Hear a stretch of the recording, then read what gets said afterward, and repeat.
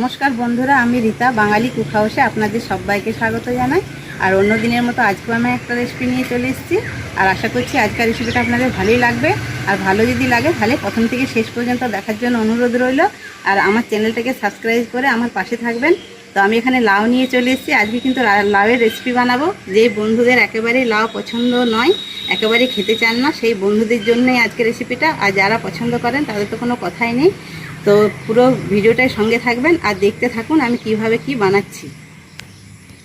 আমি এবার লাউটা কেটে নেব।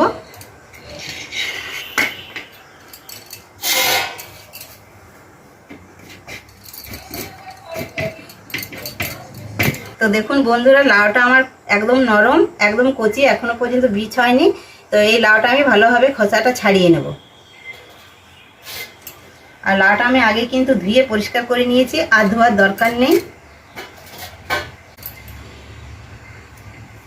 তো এইভাবে আমি লাউয়ের খোসাটা ছাড়িয়ে নেব। খোসাটা ছাড়িয়ে নিয়ে তারপর আবার আপনাদের সামনে আমি আসছি। তো দেখুন বন্ধুরা, আমি লাউটা কিন্তু ভালোভাবে পরিষ্কার করে ছুলে নিয়েছি। আর মাঝে যে শাঁসটা ছিল সেই শাঁসটা আমি বাদ দিয়ে দিয়েছি।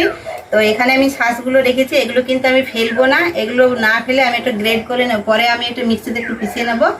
আর এখানে আমি লাউয়ের খোসাটা যে নিয়েছি, লাউয়ের খোসাটাও কিন্তু ফেলানো যাবে না, লাউয়ের কোনো কিছুই ফেলানো যায় না। এই খোসাটা আমি অন্যদিন মানে খোসা বাটা করে এগুলো খেয়ে দেবো। তো এখন আমি লাউটা গ্রেড করে নেব। একটা গ্রেটার নিয়ে নিয়েছি, এটাতে আমি লাউটা কিন্তু গ্রেড করে নেব। এইভাবে আমি লাউটা গ্রেড করে নেব।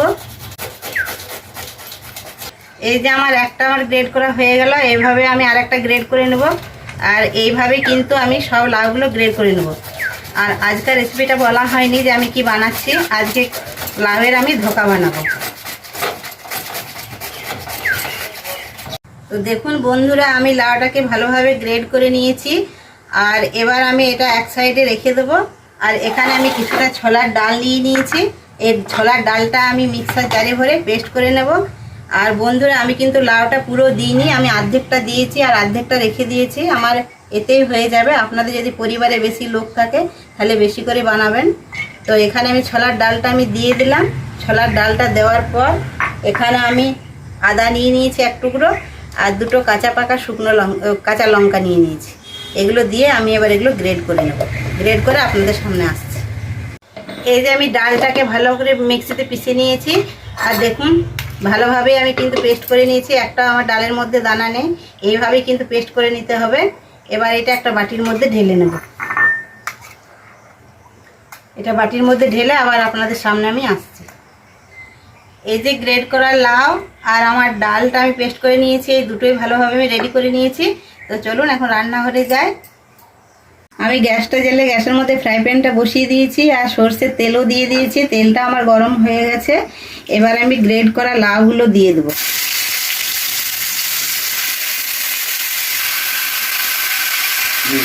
পুরো লাউটাই আমি দিয়ে দিয়েছি। আর এটা নাড়াচাড়া করে লাউয়ের মধ্যে যে জলটা আছে সেই জলটা আমি কিন্তু মেরে নেব। লাউয়ের জলটা আমার অনেকটা মরে গেছে। এখানে যে আমি ছোলার ডালটা বেটে রেখেছি সেই ছোলার ডালটা আমি এখন দিয়ে দেবো।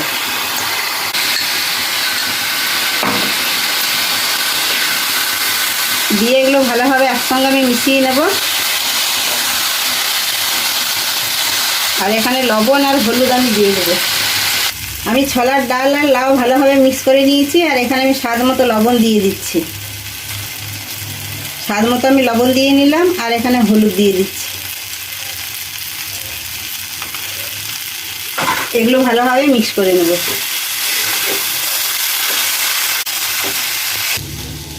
এখানে আমি 1 চামচের মতো বেসন অ্যাড করে দিলাম। এটা ভালোভাবে মিক্স করে নেব।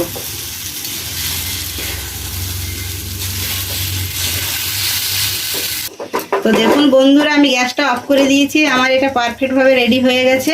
এবার এটা আমি নামিয়ে নেব। এই যে এখানে আমি এটা নামিয়ে নিয়ে চলে এসেছি। আর এখানে একটা থালা নিয়ে নিয়েছি, থালার মধ্যে আমি তেল বুলিয়ে নিয়েছি। এবার এই থালাটার মধ্যে আমি কিন্তু এই ব্যাটারটা নামিয়ে নেব। আর একটু গরম গরম অবস্থাতে এটা নামাতে হবে।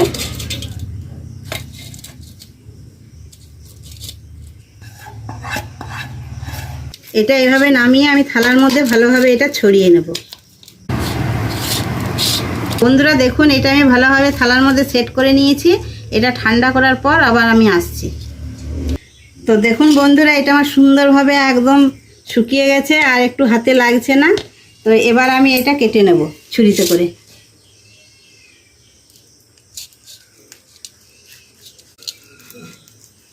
এবার আমি এগুলো শেপ দিয়ে কেটে নেব।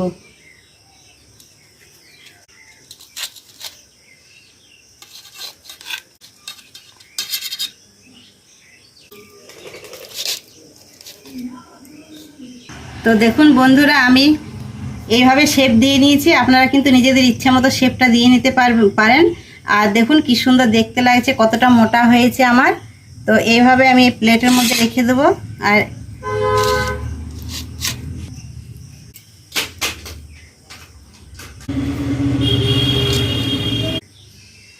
তেলটা আমার ভালোভাবে গরম হয়ে গেছে। আর এগুলো একটা একটা করে আমি এবার ফ্রাই করে নেব।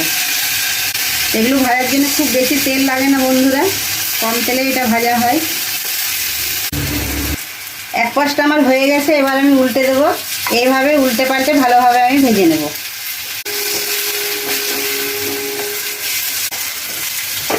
এই যে এইভাবে আমি ভালোভাবে ভেজে নেব উল্টে পাল্টে।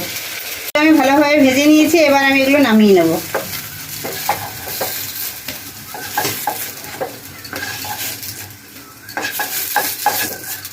এই বাকি যেগুলো আছে সে একইভাবে আমি কিন্তু সব ভেজে নেব।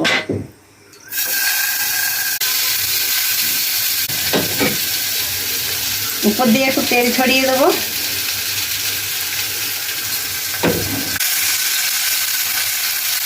আমার সব ভালোভাবে ভাজা হয়ে গেছে, আমি এবার এগুলো উঠিয়ে নেব।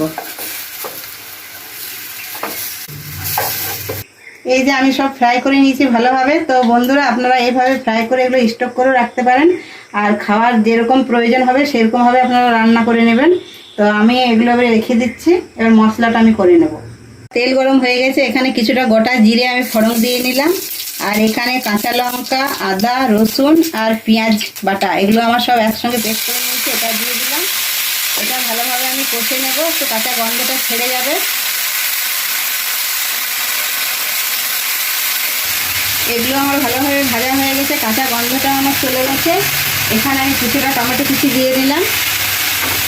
একটা এখানে বড় সাইজের টমেটো আমি কুচিয়ে রেখেছিলাম, সেটা দিয়ে দিলাম। কিছুক্ষণ নাড়াচাড়া করার পর এখানে আমি লবণ দিয়ে নিচ্ছি। স্বাদ মতো লবণ দিয়ে নিলাম।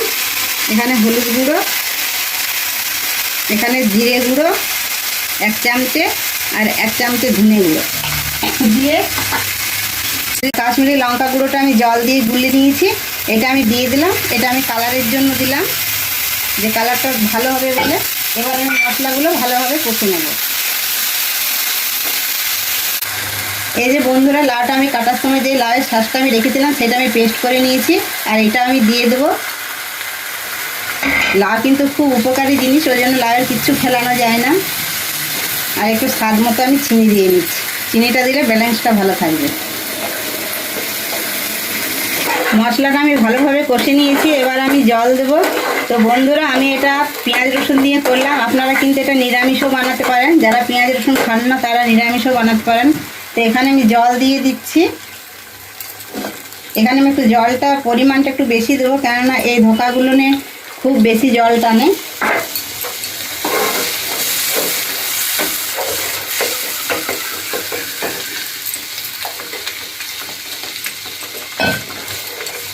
জলটা আমি দিয়ে দিলাম, ফুটে উঠবে, তারপরে একটা একটা করে আমি ধোকাগুলো এই ঝোলের মধ্যে দিয়ে দেবো।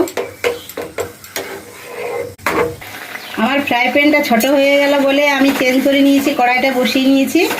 আর ঝোলটা এখন আমার ফুটে গেছে, এবার আমি ধোকাগুলো একটা একটা করে ছেড়ে দেবো। তো দেখুন বন্ধুরা, ধোকাগুলো আমার কি সুন্দর হয়েছে, ভিতরটা একদম কি সুন্দর আমার হয়েছে, ভিতরটা দেখতেও কত সুন্দর লাগছে আর একদম সফট হয়েছে। তো ধোকাগুলো দিয়ে বেশিক্ষণ ফোটাবার দরকার নেই। তো এইভাবে একটা একটা করে আমি ছেড়ে দিচ্ছি ঝোলের মধ্যে। এটা আমার হয়ে গেছে। নামাবার আগে আমি একটু গরম মশলা ছড়িয়ে দিলাম, আর সামান্য আর একটু আমি জল দিয়ে দিচ্ছি। মানে এটা অনেকটাই ঘন হয়ে গেছে, আর একটু ঠান্ডা হলে কিন্তু একদম বসে যাবে। তো আমি একটু ফুটিয়ে নিলাম। ফুটিয়ে নেওয়ার পর গ্যাসটা অফ করে দিচ্ছি, আর 5 মিনিটের জন্য আমি ঢাকা দিয়ে রেখে দিচ্ছি। এই এই যে 5 মিনিট আমার হয়ে গেছে, এবার আমি ঢাকাটা খুলে দেখে নিচ্ছি।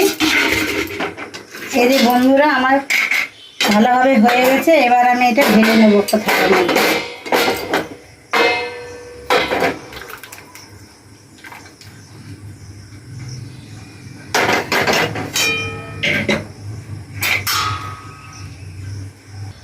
তো দেখুন বন্ধুরা, আমি রেডি করে নিয়ে চলে এসেছি। তো আমি লাউ দিয়ে ধোকা বানালাম। ধোকাগুলো দেখুন কত সুন্দর দেখতে হয়েছে, আর খেতেও কিন্তু খুব ভালো লাগবে। তো আপনারা এভাবে বানিয়ে খাবেন। তো আমি আপনাদেরকে একটা কেটে দেখাচ্ছি। তো দেখুন বন্ধুরা কতটা সফট হয়েছে আর কতটা নরম হয়েছে, এগুলো খেতে কিন্তু খুব ভালো লাগবে। আর আজকে রেসিপিটা যদি আপনাদের ভালো লেগে থাকে তাহলে একটা লাইক করে দেবেন, আর পাশের বন্ধুদের শেয়ার করে দেবেন, আর আমার চ্যানেলটাকে সাবস্ক্রাইব করতে ভুলবেন না। সাবস্ক্রাইব করে আমার পাশেই থাকবেন, আর কমেন্টের মাধ্যমে জানাবেন যে আজকের ধোসার রেসিপিটা আপনাদের কেমন লেগেছে। তো আমি এখানেই শেষ করছি। আপনারা ভালো থাকুন, সুস্থ থাকুন। আবার নেক্সট ভিডিওর সাথে দেখা হবে। নমস্কার।